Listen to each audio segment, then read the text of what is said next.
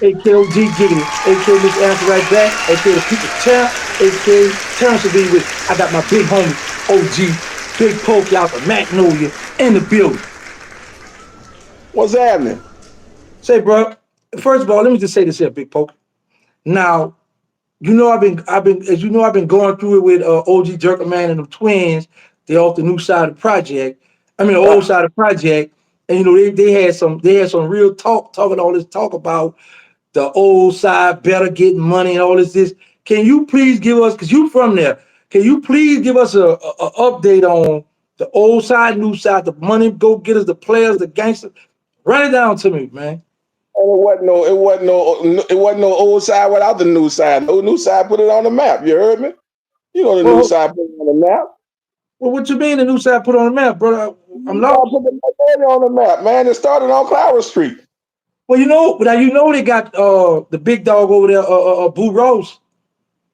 And Boo Ross used to cross the street when he seen me coming down the street, man. Come on, man.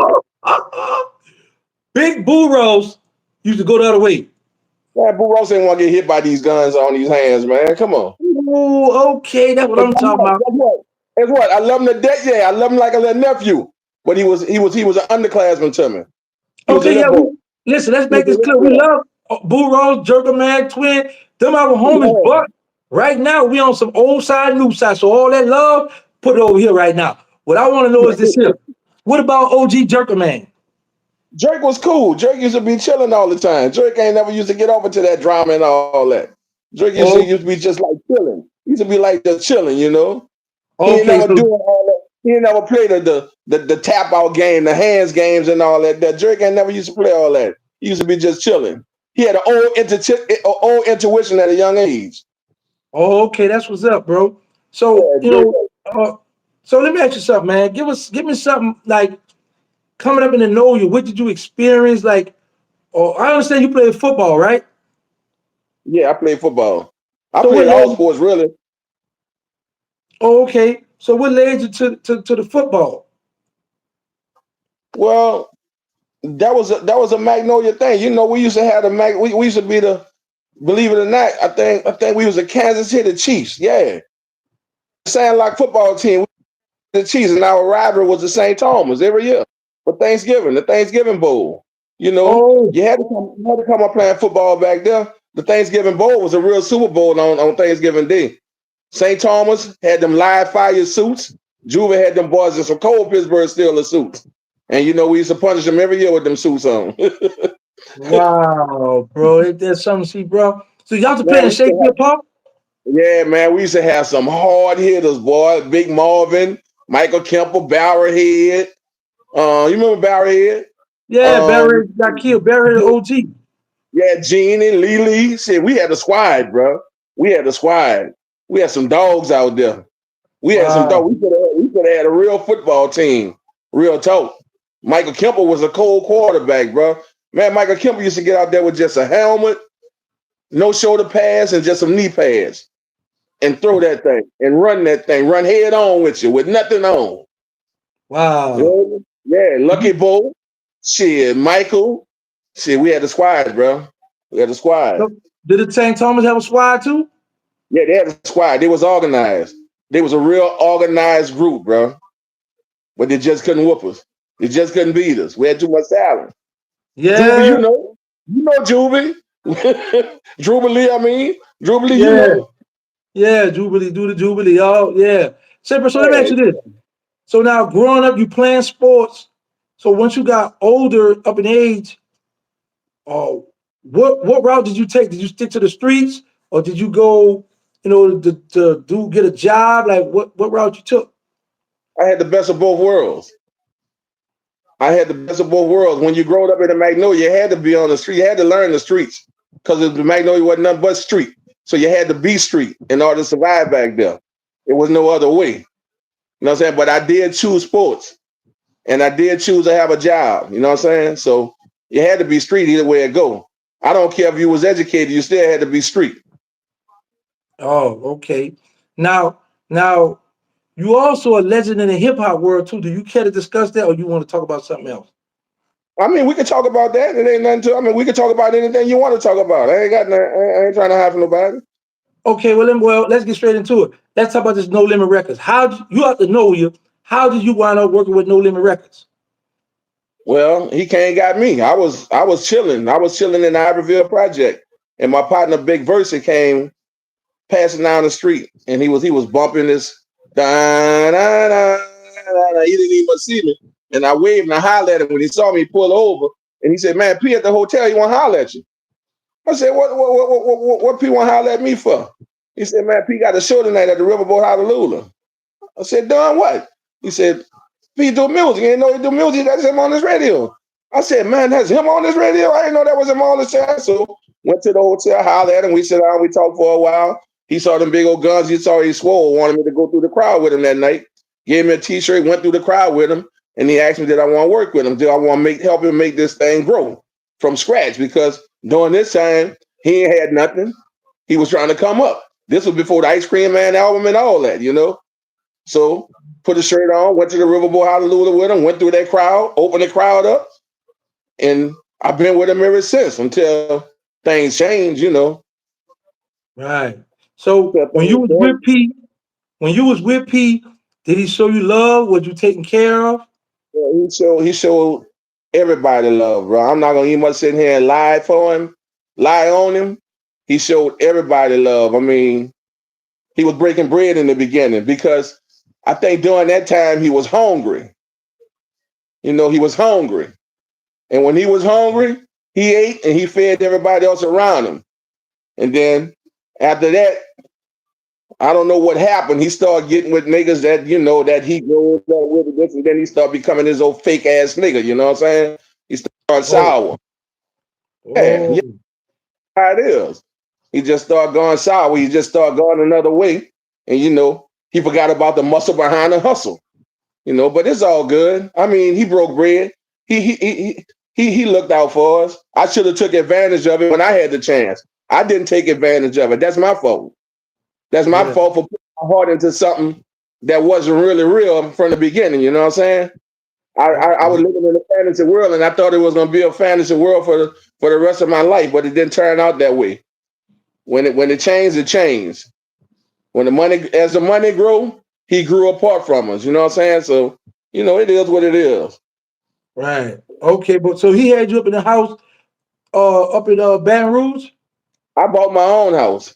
I ain't had him. He ain't had to buy nothing for me. I managed my own self. You know what I'm saying? Wow. He didn't have to hold my hand. All he had to do was pay me for my services.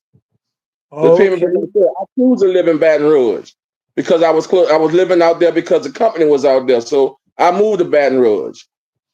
You know what I'm saying? If I can rewind the hands of time, I'd have did things better. I'd have bought a house down in New Orleans. You know what I'm saying? I'd have bought a big house for me and my whole family to live in. You know, I wouldn't have been selfish like that. I'd have just did things better than what I did.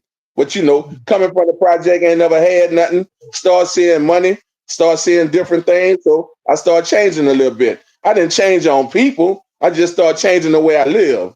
Start doing things that I thought was right for me. But Okay. I made bad decisions.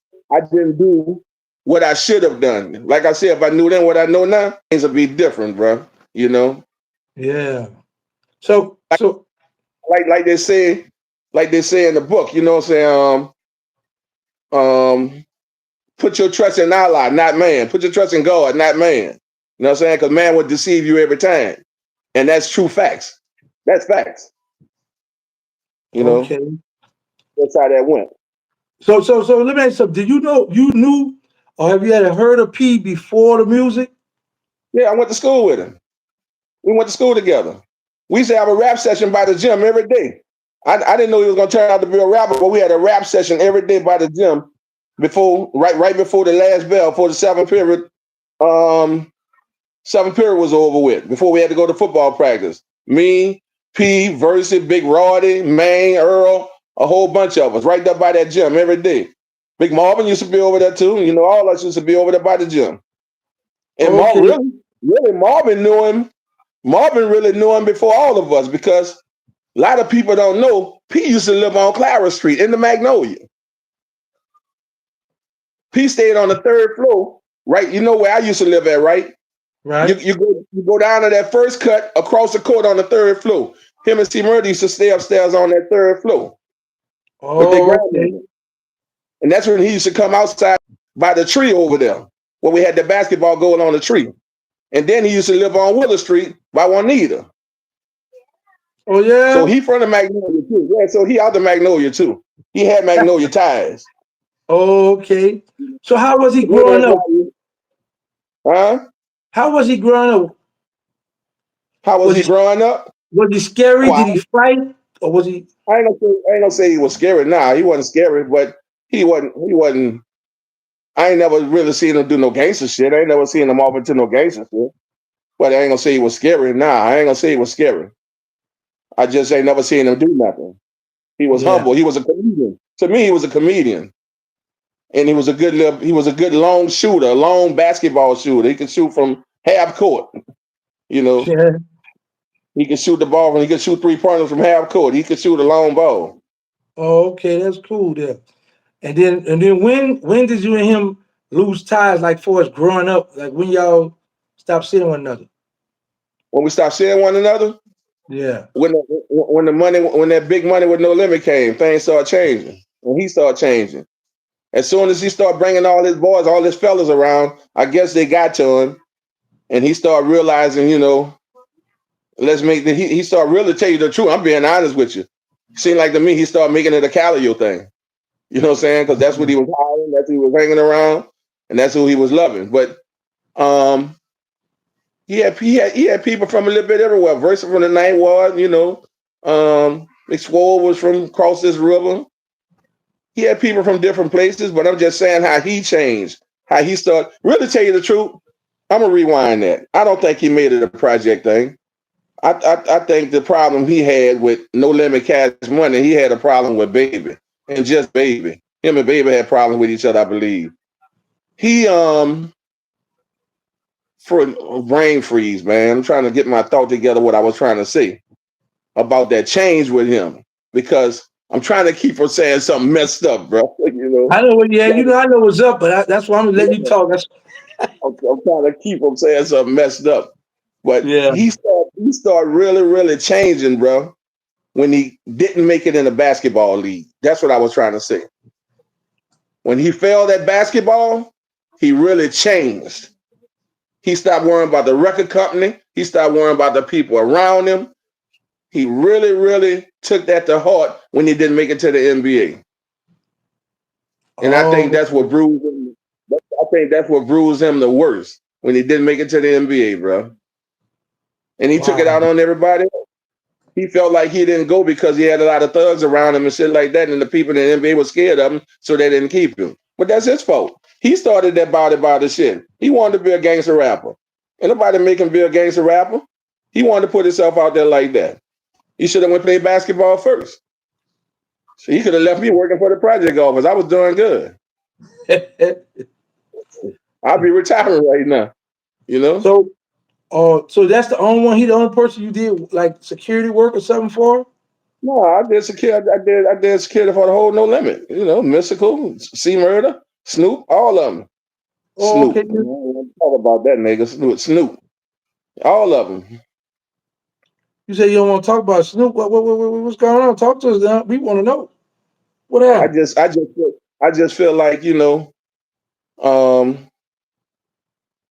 I just feel like he came and went on a sour note too. You know what I'm saying? I mean, he ain't owe me nothing, but goddamn, bro, I had your back. Nigga, I got to call 5 and 6 people to get in touch with you. You know what I'm saying? I got to get in line to talk to you. I got to knock on the door and security got to put their hand on my chest to holler at you. Shit, it wasn't like that when you was down here and you were trying to get away from something. Shit, you had one hand on my shoulder then. Well, I got to look for you. And I'd have been in the hospital half dead. You know I've been sick in the hospital. You can't reach out and see what's happening, Big Pokey. Shit, you knew who I was back then when you was running from something. Oh, was you running from something? I don't know. When you were trying to get away from something? When you were trying to start all over again? But I guess that's another story. Wow. Big Paul, let me tell you this here, bro. I think you need to do your own YouTube channel, bro, because you have a lot of stories up here. You've been around, bro. You need stuff because people want to hear this stuff, man. Because there's a lot of people that get out here be fronting and be faking, and they ain't never been through nothing, and they deceiving the people, man. You need to start your own channel, bro. Yeah, for sure, for sure, for sure. Yeah, You know, man. my little partner, Andy London, you know what I'm saying, man, he'll be talking like that all the time. And I'm glad you brought that to my attention too, because, you know, he's a cool little dude, bro. And a lot of people that turn their back on him when they get them started off. And you know, we ain't built like that. You know, if we down with you, we down with you. You know what I'm Right. saying? So I think I can work that from both ends, you know, mindset therapy and have a YouTube show at the same time. You know, some Yeah, people got two jobs. yeah, I got two. Listen, shout out to my mindset therapy. That's the channel y'all be on now, right? Yeah, it's a channel we're on right now. Every Tuesday at 7 o'clock. It's called Mindset Therapy. Mindset therapy. Okay, yeah. Shout out to Mindset Therapy. Make sure y'all tune into that. But yeah, homie, I don't want to take too much. I don't because I got a lot of stuff I want to ask you. Man, But ask me, man. Let's do this. Let's nah, do this. I mean, nah, listen. ask me whatever you want to ask me. I ain't tripping. I know you would, but I want to tease them right now. I won't give them too much. Okay. All right, all So, right, all right, all right. but but I want you to start your channel, bro, so you can give it to them there. Cause, bro, you done helped a lot of people, bro, and for people to turn their back on you now, that ain't cool, bro. So, Yeah, that's cool. here's a way, where you can get yourself, get your own money, you ain't got to ask anybody for nothing. YouTube, bro. So start your own channel, bro. I'm gonna support you 1,000. But Sit down. man, thank you for coming through. And bro, we're gonna come back with part two, bro. You gonna come back with part two? Yeah. Say